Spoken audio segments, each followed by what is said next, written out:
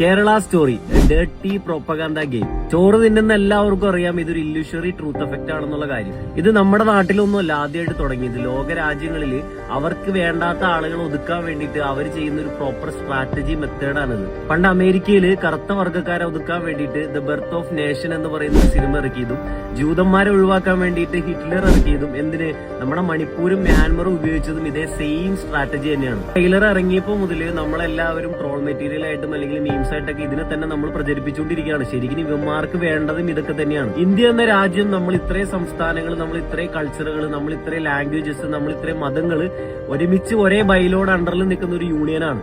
അവിടെ എന്തുകൊണ്ട് ഇവർ കേരളത്തിന്റെ പേര് വെച്ചിട്ട് ഇങ്ങനെ ഒരു ഡേർട്ടി ഗെയിം കളിക്കാൻ വേണ്ടിയിട്ട് തയ്യാറെടുക്കുന്നു? ഇതിനെതിരെ ഇപ്പൊ കുറെ യൂട്യൂബേഴ്സും അതേപോലെ തന്നെ കുറെ പൊളിറ്റീഷ്യൻസും പ്രതികരിച്ചിട്ടുണ്ട്. പക്ഷെ നമ്മൾ കുറെ പേര് ഇപ്പോഴും ഇതിനെ ട്രോൾസ് ആയിട്ടും അല്ലെങ്കിൽ മീംസ് ആയിട്ടും മാത്രമാണ് കണ്ടുകൊണ്ടിരിക്കുന്നത്. ഇതിനും ഇതിനെതിരെ പൊളിറ്റീഷ്യൻസും അല്ലെങ്കിൽ യൂട്യൂബേഴ്സും വ്ളോഗേഴ്സും മീഡിയാസും മാത്രം പ്രതികരിച്ചാൽ മതി. ഇപ്പോൾ ഓണ്ടർപ്രണേഴ്സും അതുപോലെ യൂത്ത് ആയിട്ടുള്ള ആളുകളുമാണ് ഇങ്ങനെയുള്ള ഡേർട്ടി പൊളിറ്റിക്സിനെ പ്രതികരിക്കേണ്ടത്. നമ്മുടെ നാട്ടിൽ ഇപ്പൊ ഏകദേശം 25,000 മുകളിൽ ഇന്റർ സ്റ്റേറ്റ് ബിസിനസ്സുകൾ നടക്കുന്നുണ്ട്, ഡൊമസ്റ്റിക് ട്രേഡിങ്ങുകൾ നടക്കുന്നുണ്ട്. ഇതിനെല്ലാത്തിനെയും ബാധിക്കാൻ പോകുന്ന ഒരു ഇഷ്യൂ തന്നെയാണത്. കറന്റ് നമ്മുടെ നാട്ടിലുള്ള ഇൻഫ്രാസ്ട്രക്ചർ ഗ്രോത്തും ഡെവലപ്മെന്റും കണ്ടിട്ട് അന്യ സംസ്ഥാനത്തുള്ള ഒരുപാട് ബ്രാൻഡുകളും ബിസിനസ്സുകാരും നമ്മുടെ നാട്ടിലേക്ക് ഇൻവെസ്റ്റ് ചെയ്തുകൊണ്ടിരിക്കുന്നുണ്ട്, ഇനി ചെയ്യാൻ പോകുന്നുണ്ട്. ഏകദേശം 50 ലക്ഷത്തിന് മുകളിൽ ഫോറിനേഴ്സാണ് നമ്മുടെ നാട്ടിൽ ബുക്കിംഗ് പോർട്ടൽസിന്റെ കണക്ക് പ്രകാരം നമ്മുടെ നാട്ടിൽ ടൂറിസത്തിന് വേണ്ടി വരുന്നത്.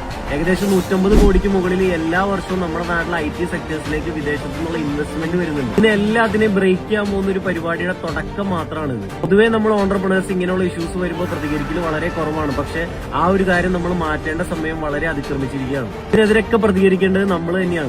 ഇതെന്താണ് സത്യം എന്നുള്ളത്, നമ്മുടെ പവർ എന്താണെന്നുള്ളത് കാണിച്ചു കൊടുക്കേണ്ടത് നമ്മൾ തന്നെയാണ്. Kerala, let's build.